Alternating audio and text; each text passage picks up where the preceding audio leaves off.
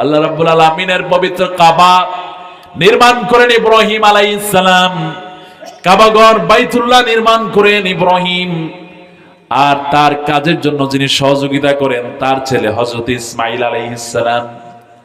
হযরত ইব্রাহিম আলাইহিস সালাম হযরত ইসমাঈলের মাথায় হাত দিয়ে একটা দোয়া করেন, আল্লাহ রাব্বুল আলামিন এই পৃথিবীর বুকে সর্বোচ্চ মানব যাকে প্রেরণ করবেন তাকে যেন আল্লাহ রাব্বুল আলামিন ইসমাঈলের বংশে দান করেন। আল্লাহ রাব্বুল আলামিন দোয়া কবুল করলেন। ইসহাক আলাইহিস সালাম তিনিও পয়গম্বর, হযরত ইসমাঈল আলাইহিস সালাম তিনিও পয়গম্বর। নেতা নির্বাচন করে বানানো যায়, নবী নির্বাচন করে বানানো যায় না। আল্লাহ রাব্বুল আলামিন যাকে সিলেক্ট করেন, আল্লাহ রাব্বুল আলামিনের পক্ষ থেকে সিলেক্টেড পারসন যিনি হন তিনি হলেন পয়গম্বর, তিনি হলেন নবী বা রাসূল।